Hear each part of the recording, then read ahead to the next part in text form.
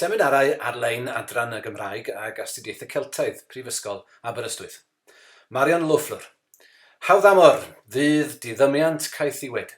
Golwg ar Gymreigyddion y Fenni ar Ymerodraeth. Y 12 o Fawrth 2024. Mae'n bleser gwahodd Marion Loeffler i'w croesawu hi nôl i Aberystwyth.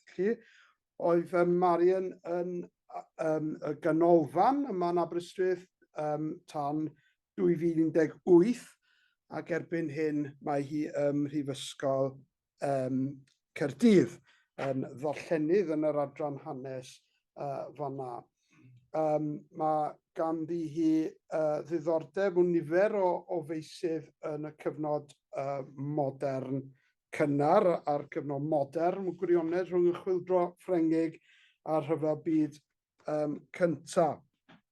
Ac oedd hi'n gwneud gwaith ar y prosiect Iolo Morgannwg yn y ganolfan, a bod hynny wedi cryfhau diddordeb hi ym myd Eisteddfod yn hanner cyntaf bedwaredd ganrif ar 15, y cysylltiadau Ewropeaidd a dylanwadau syniadaeth yr Ymerodraeth ar ddatblygiad y disgwrs ar y derwyddon. Ac mae'r papur mae'n mynd i'w rhoi heno yn rhan o'r ymchwil hwn. Bydd yna erthygl yn dod mas cyn bo hir, wy'n deall. Yn ogystal â hynny, mae hi ar Bwyllgor Archif Menywod Cymru, Bwrdd Cyfarthfa Foundation a Phwyllgor Biwgraffiadur, a mae newydd lunio cofnod newydd ar Thomas Picton. Felly, teitl i phapur heno yw Hawddamor, ddydd, diddymiant, Caethiwed, golwg ar Gymreigyddion y Fenni ar Ymerodraeth. Diolch yn fawr iawn, Simon. Helo pobl ar Zoom. Ac well i fi ddechrau oherwydd gen i'n rhedeg ychydig yn hwyr yn barod ond fe.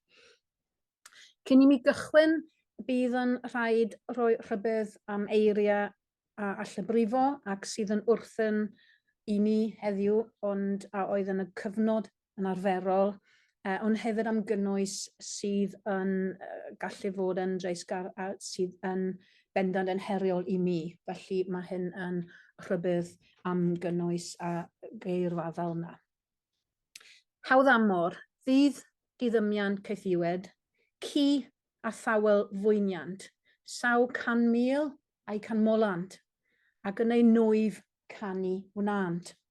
Dyma ychydig o linellau o'r englynion a robryn cystadleuaeth Gymreigyddion y Fenni a'r 12 neu ragor o englynion ar ddiddymiad y Ceithwasanaeth Nigroaidd Trefedigaethol Prydain ar y 1af o Awst 1834. Cynnyrch Siôn y Chwarae Teg, sef Thomas Powell o Ddawlais, neu Hywel Cynnog, oedd y gyfres fuddigol hon o 15 englyn. Roedd y beirniad wedi nodi da chwarae Siôn ar y daflen.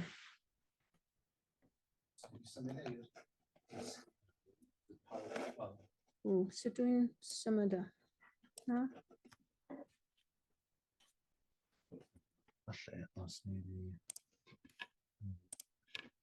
O, pobl ddim yn gweld. Fanna. Diolch.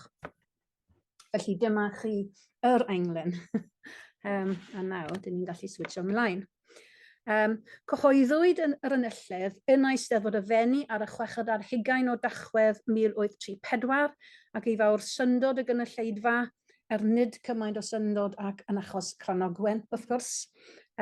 Glaslanc di-farf yn ôl yr adroddiad a gododd i dderbyn y wobr. 1 ar 15 oedd wedi cysadlu, ymateb parchus iawn am gyfres o 15 neu ragor o englynion, a rhai wedi llunio llawer iawn mwy na 15 englyn. Dim ond 8 sydd ar glawr a chadw, gwaith ar modd, gan fod 8 cystadleuaeth wedi bod a dwi'n dyfynnu mor anghwrtais a danfon eu llythyrau heb dalu eu toll, ac felly yn cael eu cau allan. Felly mae hyn yn dangos i ni faint o ddeunydd falle sy'n ar goll oherwydd bod pobl ddim wedi rhoi stamp ar y llythyr. Fel ym mhob gystadleuaeth eisteddfodol, cymysg oedd yr ansawdd. Anfonwyd ar enghraifft 30 o englynion gan Caswallon, oedd wedi dyfeisio stamp ar gyfer eilysenw. Barn y beirniad oedd ysgrifen law hynod. Gwell ysgrifen na synwyr. A dyma gyda llaw un o'r agweddau hyfryd ond hefyd goleuol ar bori drwy gynnyrch eisteddfodau'r bedwaredd ganrif ar 15 mewn llawysgrif. Y pynciau ar enwau barddol a ddewiswyd, ond hefyd hunangywiriadau'r awduron a sylwadau'r beirniaid. Amlygir ganddynt a gan bob un o'r cyfraniadau agweddau ar y meddwl Cymreig Fictoriaidd cynnar, weithio ond mewn un gair sydd wedi groesi allan, ar adegau eraill mewn cyfrys gyfan o gerddi neu mewn traethawd hir. Gwelir pwy oedd arwyr y genedl, sut y gwelwyd y genedl mewn perthynas i genhedloedd, gwareiddiadau a hiliau eraill, pa rôl oedd i fenwod a dynion o wahanol ddosbarthiadau.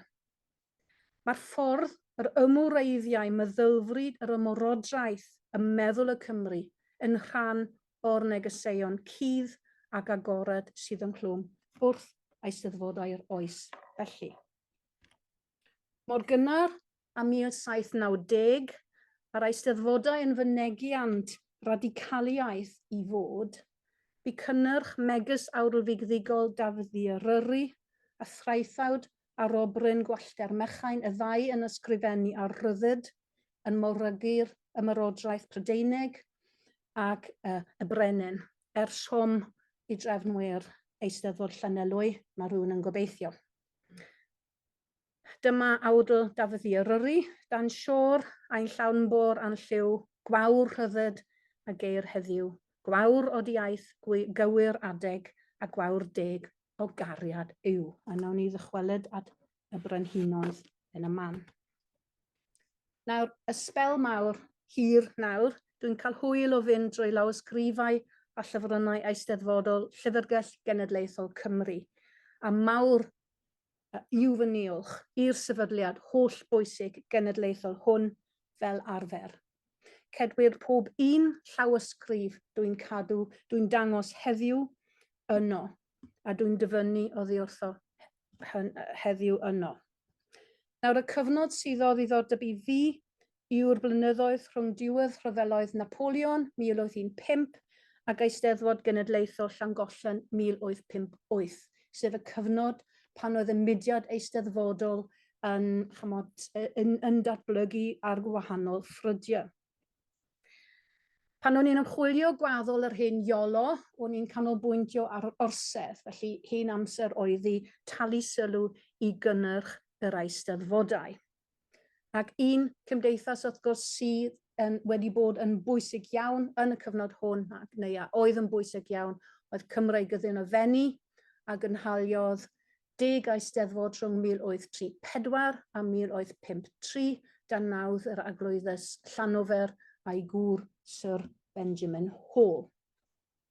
Nawr, fi'n sefyll ar ysgwyddau, dim yn llythrennol, mawrion megus Maxwell Fraser a'i herthiglau hir, Mair Elfa Thomas, David Thorne, Peter Lord, a dwi wedi cyfrannu ychydig at y gwybodaeth amdanyn nhw hefyd. Ond hyd yn hyn does dim un ohonyn nhw na fyna wedi talu sylw i gynnyrch y farddoniaeth yn fanwl. Dyn ni gyd wedi canolbwyntio ar y fath o estroniaid Ewropeaidd a'r Llydawiaid wrth gwrs.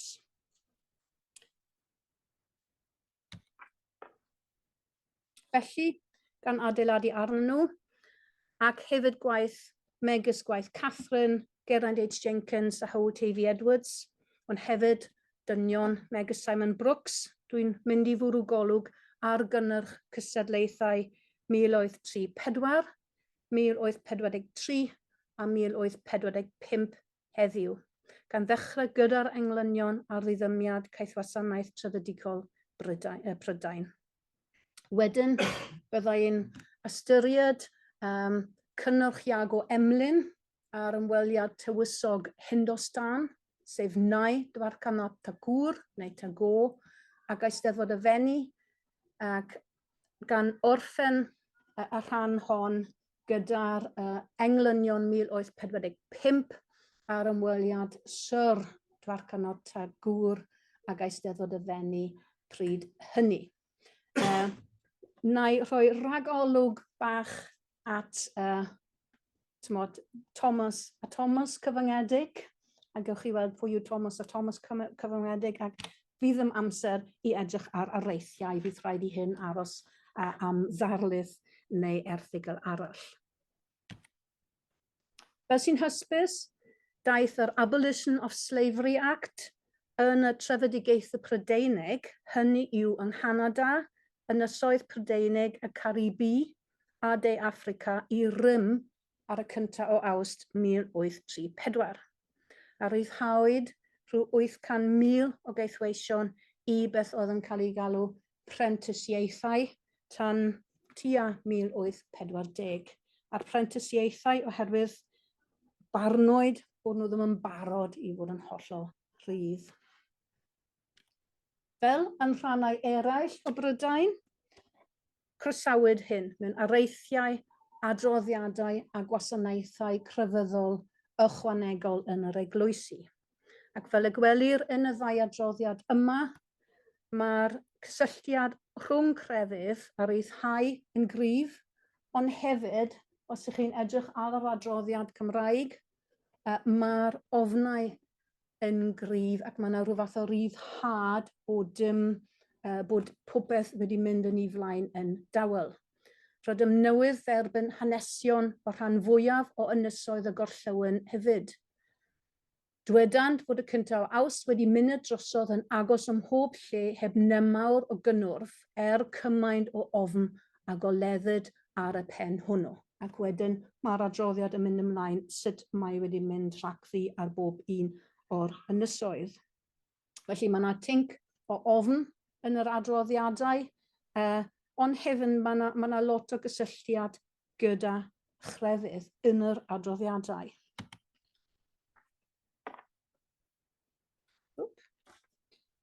Roedd hi'n syndod i mi braidd felly o sbio ar waith yr 8 sydd gyda ni yr englynion,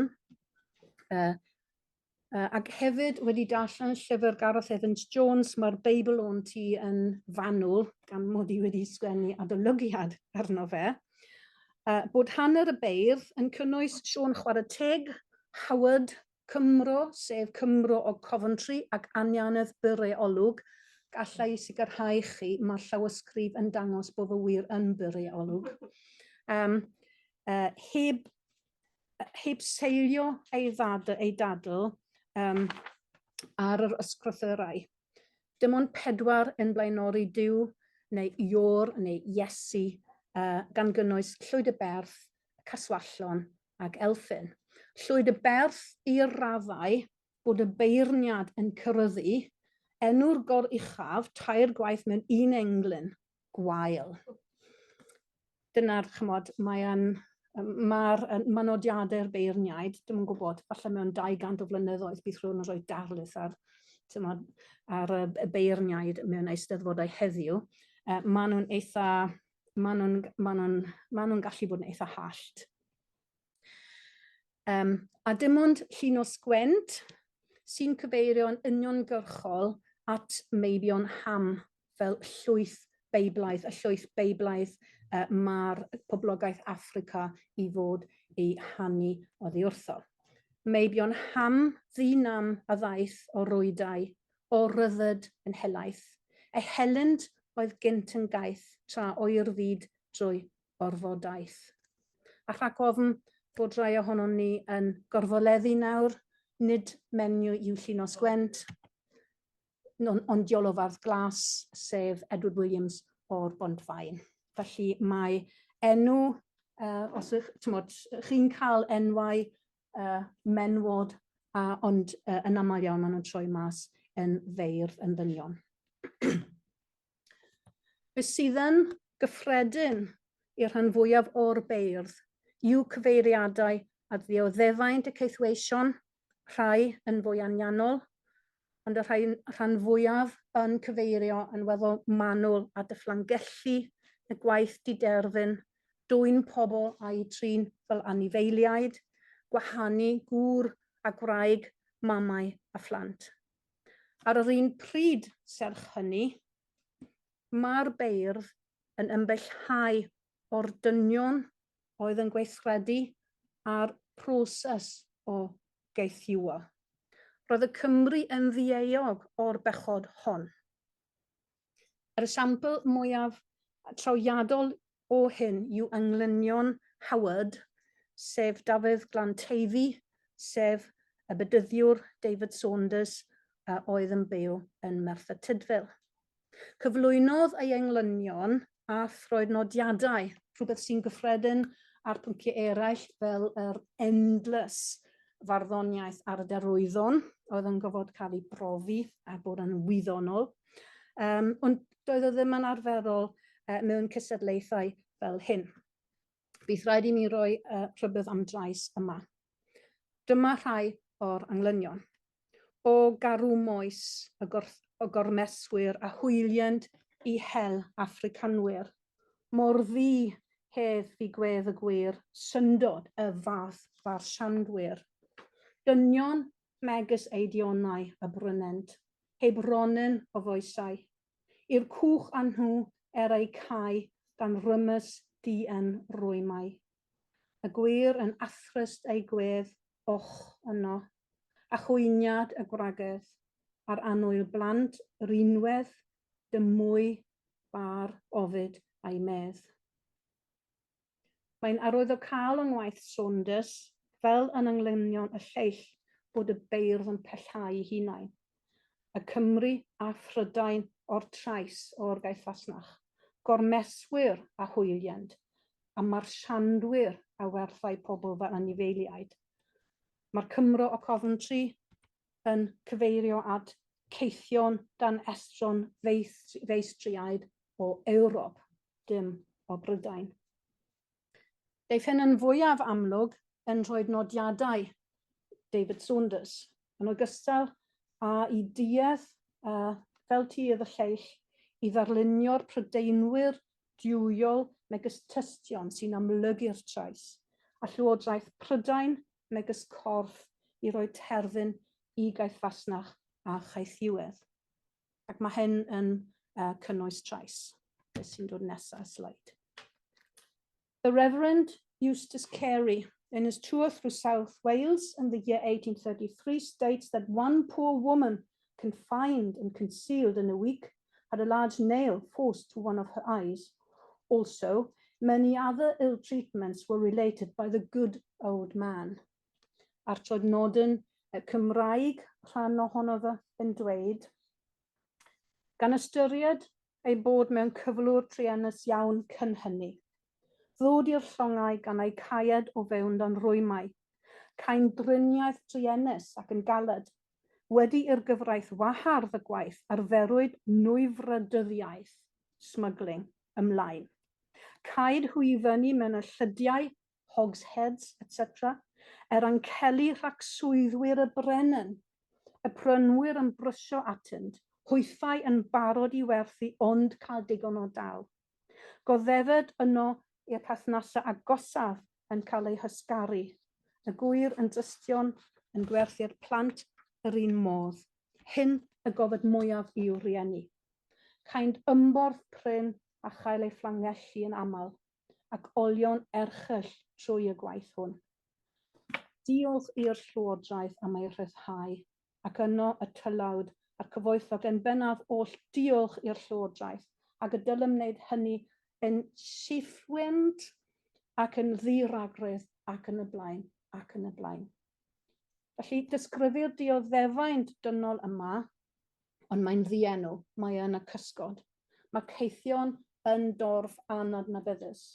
Mae'r ffocws yn y pen draw ar y good man, y pregethwr Eustace Carey, ac ar Llywodraeth Prydain fel achleswr.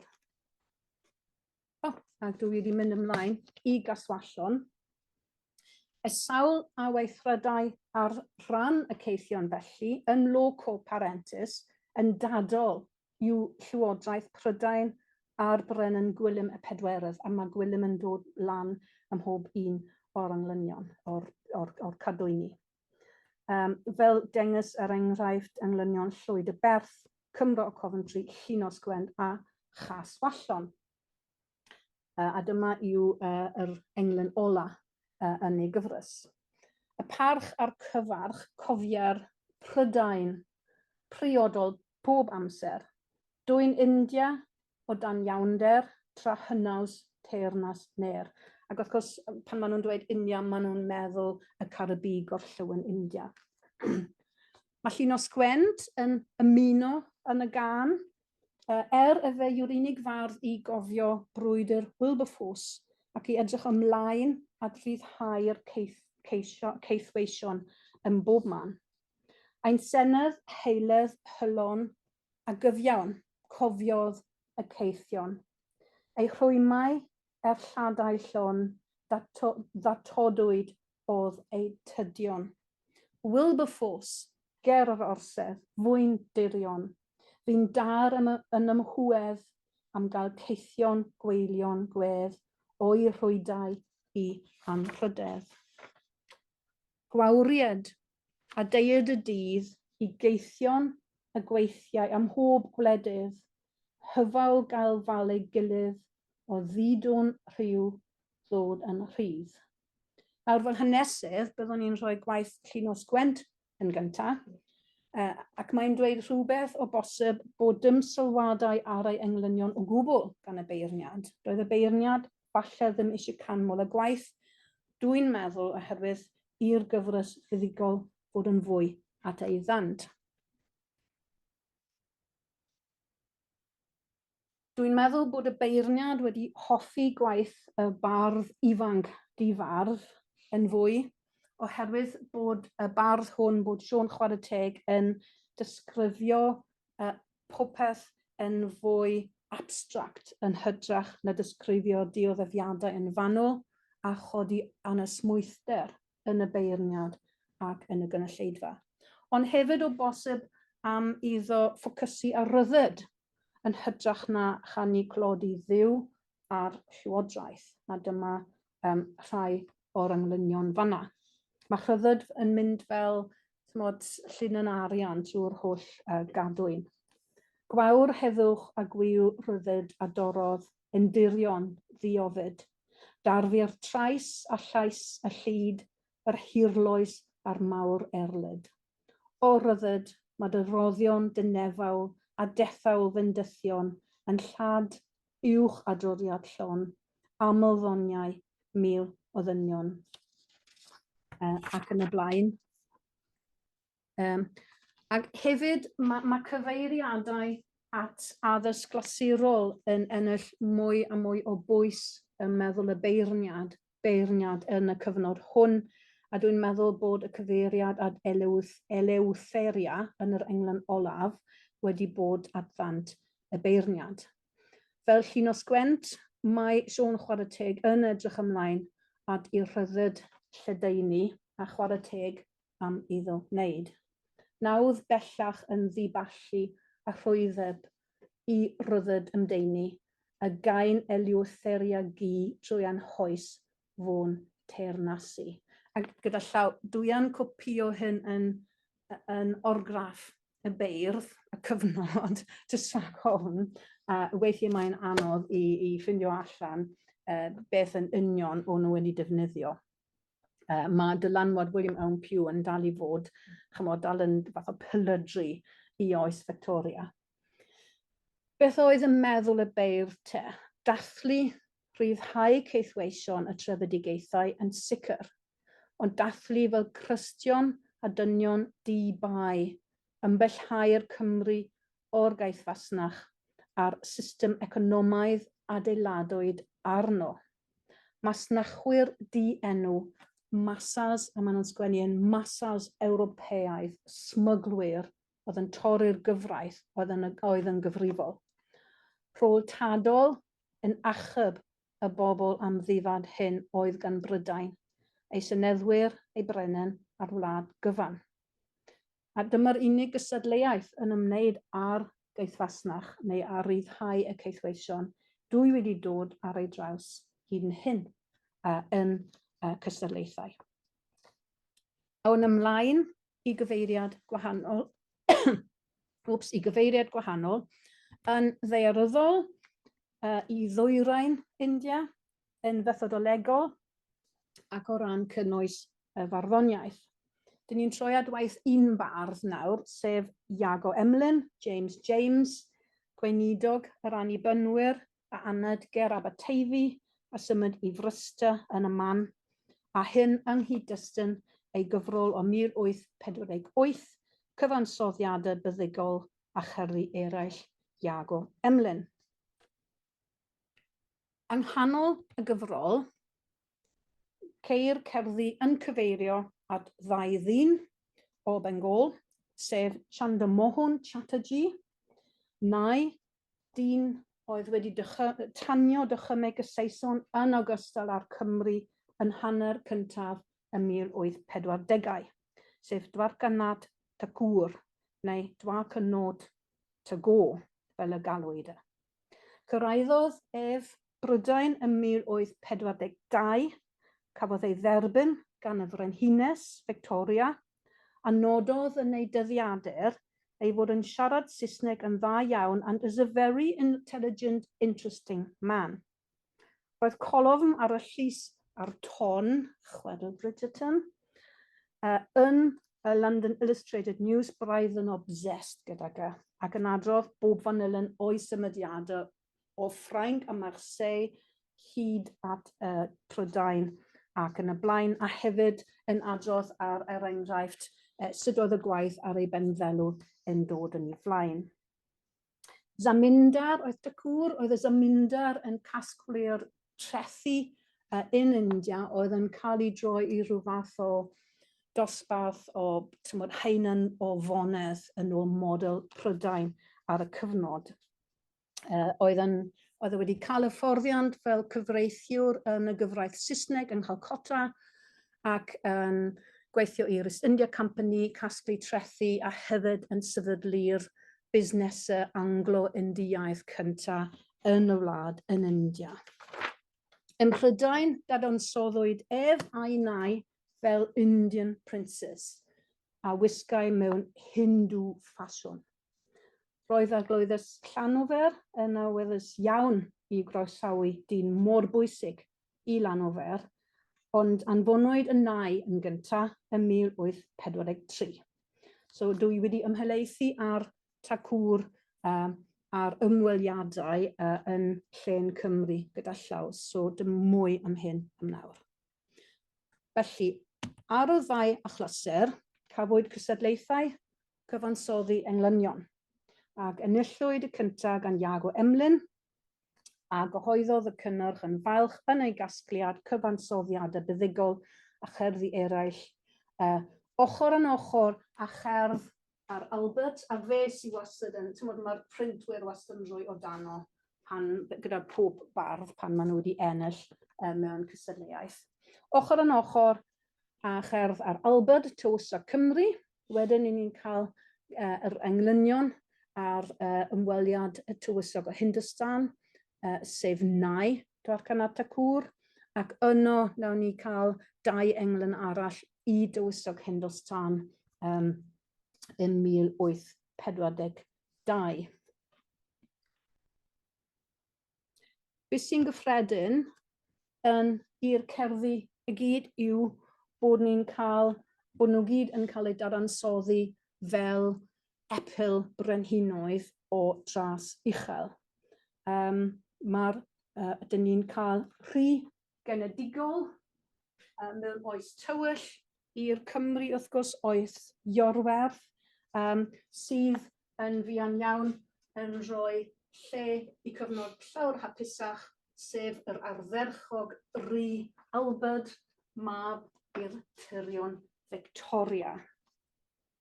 Ond mae'r tywysogion yn diaidd hefyd o dras uchel a defnyddir geiriau wedi y megus tywysog, rhy glân, o achau uchel iawn a chlod fawr ac yn y blaen i ddisgrifio nhw.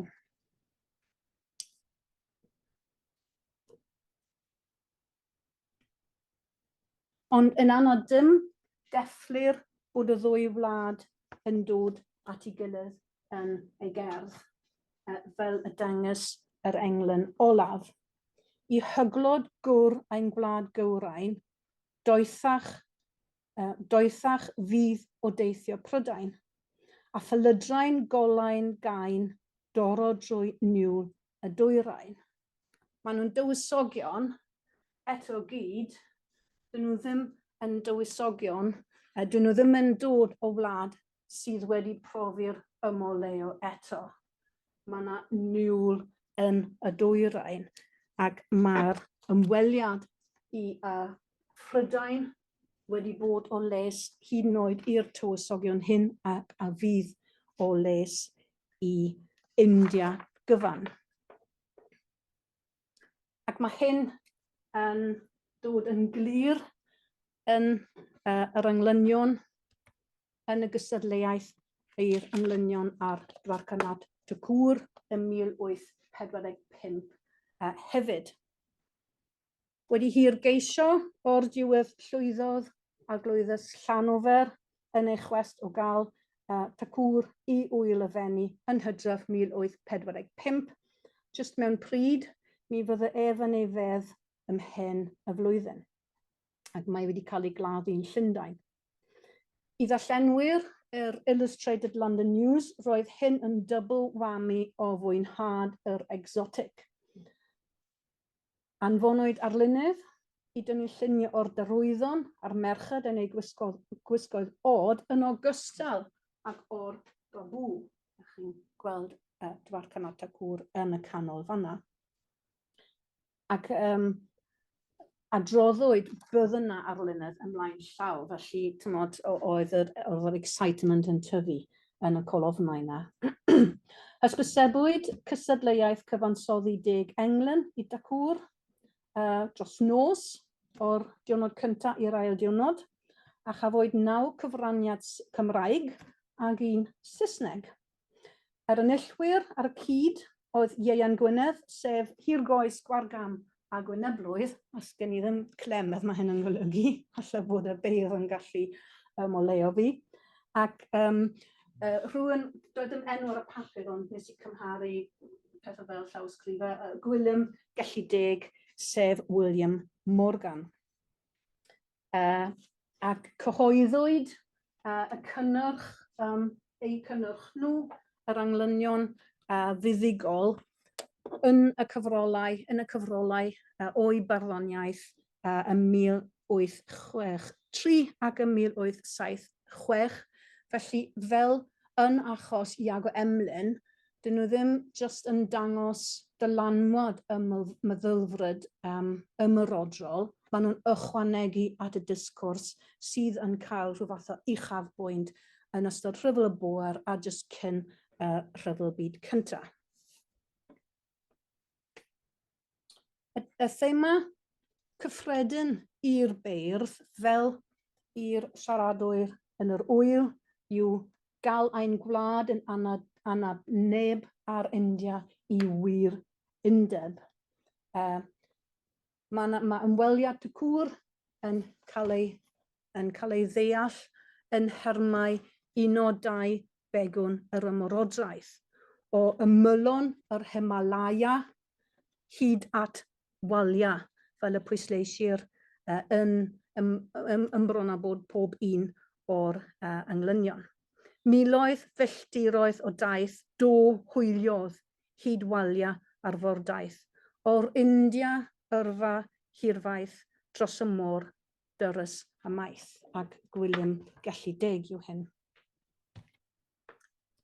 Perthyn y ddwy wlad i'r un Ymerodraeth gweitha'r miloedd filltiroedd rhyngddynt, fel y mynegir gan Gwion bach.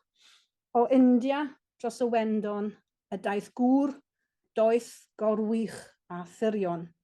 Un gweled o fwyn galon a'i fri hardd i'r fro hon. Lladmerydd lliw da Mirain, iawndaeth i'r India a Phrydain. Cywir un y ceir ei waith, yn dad gwen yw dyd ganwaith. Hyd nef rho'n ddolef ddeiliaid a'n tirion Victoria fendigaid. Am heddwch ci elwch caid, hyd rhandir pellter yn diaid. I'r beirniad nodi braidd yn grac, nid yw yn dywysog ar gyfraniad y bardd clof. Dyma'r unig tro mae'n nodi hyn, bod pob un o'r cyfranwyr yn disgrifio tacŵr fel tywysog gan amrwyo a geiriau megus Pendefig, Syr, Lliw a Prince. Ni cheir cymariaeth ag Albert y tro hwn, ond cymherir tacŵr ac Ifor Hael. A cheir cyfeiriad y digon at waed brenhinol.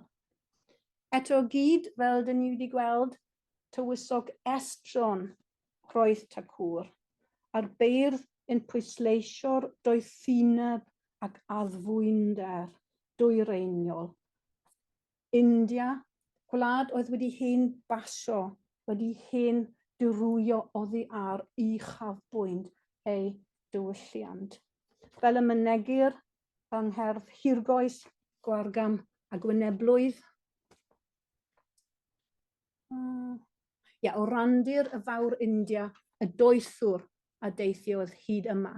Daeth I ganfod diwrnod da a gwyl farddonol gwalia, neu gwladgarwr ddaeth y dwys ddoeth a da, dywysog yr India. O'r tramor i'r tir yma, coledd ein iaith, clywoedd na, sori, mae hyn yn camgymeriad, clywoedd na. Felly, mae'r doethder na yn neud orthineb yn cael ei bwysleisio gan bob un ohonyn nhw.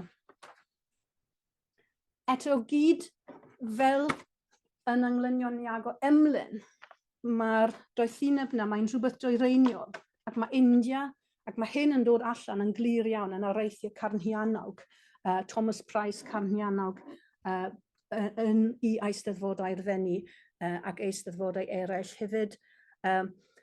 Mae India yn wlad sydd wedi hen basio I chafbwynt, sydd wedi treulio ei hun. Bu urddas gynt i'w beirddio'n nos hir sydd wedi dod o dristwch drostyn nhw. Neu fel mae'r bardd cloff yn sgwennu ymloiwyr Himalaya a gwiodig ddysgeidiaeth o walia. Ac mae pob un hefyd yn pwysleisio bod tacŵr trwy ei waith fel dyn busnes.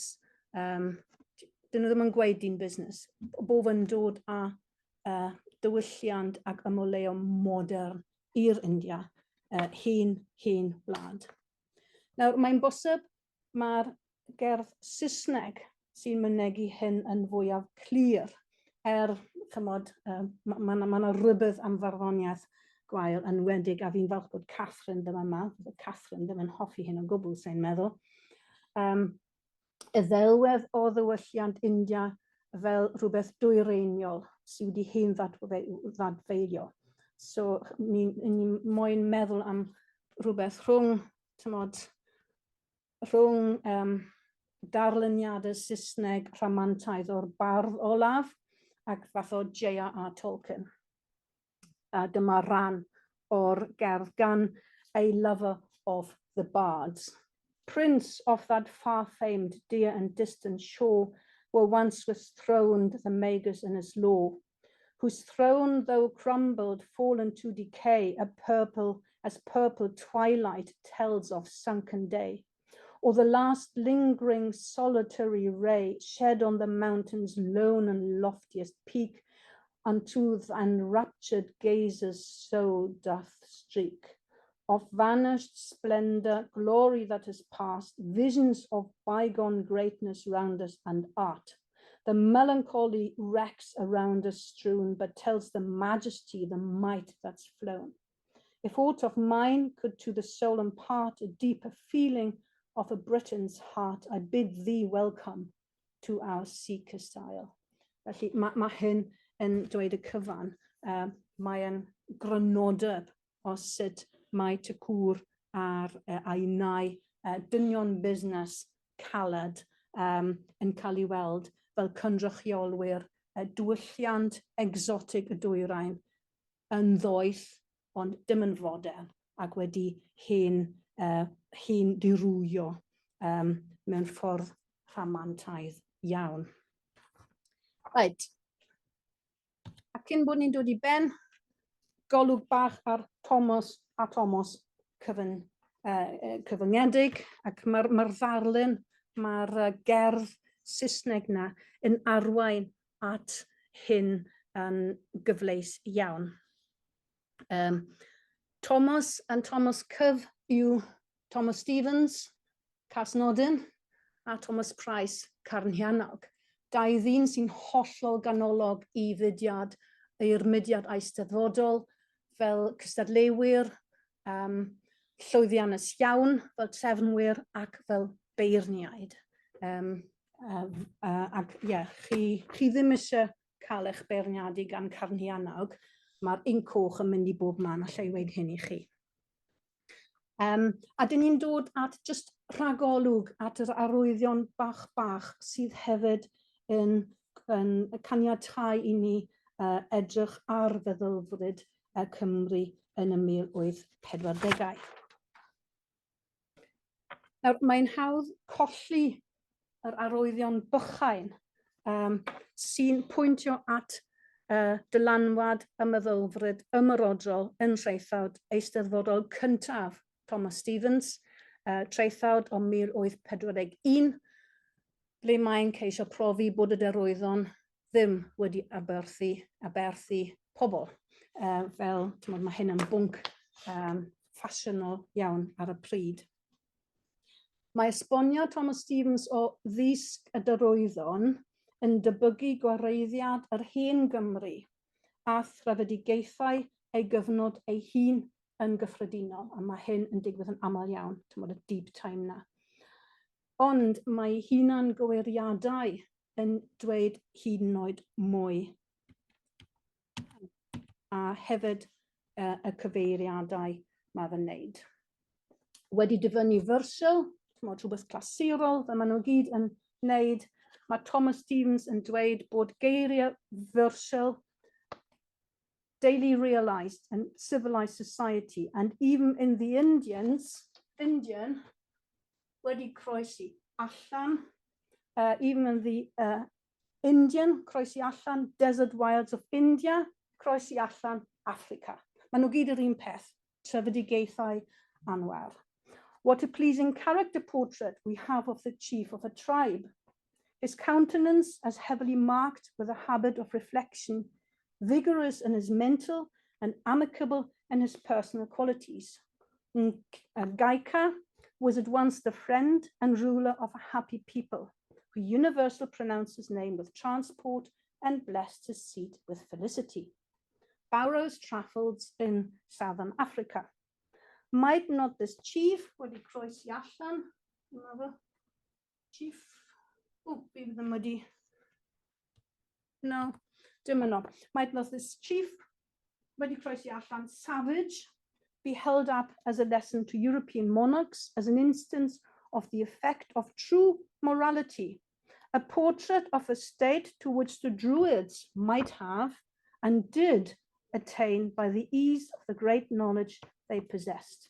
Felly mae y dyn oedd yn cael ei alw yn Gaika ar y pryd yn debyg i dderoedd 4,000 o flynyddoedd, neu 2,000 o flynyddoedd cyn amser Thomas Stevens. Ffynhonnell Thomas Stevens yw y gyfrol imperialaidd, an account of travels into the interior of Southern Africa in the years 1797 and 1798, including sketches of the physical and moral character of the various tribes surrounding the settlement of the Cape of Good Hope gan John Barrow. Yn rhan o ymdrech, ac mae'n sgwennu am hyn, yn rhan o ymdrech Prydeinig i feddiannu rhannau o Affrica oedd wedi cael ei goresgyn gan yr Iseldirwyr eisoes. A mae'r enw gyd, wrth gwrs, yn Iseldireg. Nawr, Gaica oedd yr enw Ewropeaidd ar Nkika, pennaeth cenedl yr Amanghosa, a ddisgrifiwyd yn y 4th ganrif ar 15 fel Caffers neu Caffir. Dengys just un paragraff o'r union dudalennau oedd Thomas Stevens ifanc, 20 oed, o Gwmnedd ym Merthyr Tydfil wedi darllen fod yma yr un feddylfryd ac oedd gan y sawl ac eithiodd filoedd o digolion o Affrica oddi ar yr ail ganrif ar 15. Ac mae hyn unwaith eto'n wrthyn, a fi'n gofod ymddiheurio am hyn ymlaen llaw. So dyma un paragraff o'r llyfr am yr Amanghosa. While the men are employed in rearing and attending the cattle, the women are engaged in the affairs of the house and in cultivating the ground, ac yn y blaen. These, with nursing their children, furnish sufficient employment for the women. They are said to be exceedingly prolific, that twins are almost as frequent as single births, and that it's no uncommon thing for a woman to have 3 at a time. Their children soon after birth are suffered to crawl about perfectly naked, and at 6 or 7 months, they're able to run. Mae'r Amanghosa yn atgenhedlu ac esgor yn hawdd ar sawl blentyn, sydd fel y bolion yn cropian a rhedeg, heb angen yr hyfforddiant mae plant, pobl a pobloedd gwaraidd eu hangen. Yn ôl bob sôn, meddai Barrow, wrth gwrs, diw ddim wedi gweld ei hun, dyn nhw byth yn gweld yn ei hun. Ac mae hyn yn rhan o'r disgwrs cyffredin ar fenwod, fenwod o Affrica, fenwod o'r trefedigaethau, sydd yn wahanol iawn i fenwod Ewropeaidd croen gwyn, sydd yn cael llawer iawn mwy o drafferth i esgor, i roi genedigaeth, oherwydd bod nhw'n war, bod nhw ddim yn farbaraidd. Reit, casgliad. Just mewn pryd. Felly, o ganol y 19th ganrif, ymhell cyn i Thomas Stevens cael ei eni, a chyn blodeuo Dafydd i Eryri a gwallter Mechain hyd yn oed, roedd datblygiad y pai cyhoeddus, y diwylliant printio a dwyieithrwydd wedi sicrhau dylanwad y diwylliant hegemonaidd ar y meddwl Cymreig darostyngol. Rhaid cofio bod y rhan fwyaf o gyhoeddiadau Cymraeg yn gyfieithiadau o'r Saesneg hyd at y 1820au, a bod y llyfrgelloedd oedd yn datblygu yng Nghymru yn y 4th ganrif ar 15 yn ôl Philip Henry Jones yn llawnach o lenyddiaeth Saesneg hyd yn oed yn ardaloedd Cymraeg nag o lenyddiaeth Cymraeg. Mae effaith ddofn y disgwrs ymerodrol hyn yn amlygu ei hun yn areithiau, barddoniaeth a thwaethodau mudiad eisteddfodol hanner cyntaf y 4th ganrif ar 15. Fel gobeithio, dwi wedi dangos heddiw yn y ddarlith sydd wedi bod yn weddol tywyll ac dwi'n ymddiheurio am hyn. Diolch yn fawr.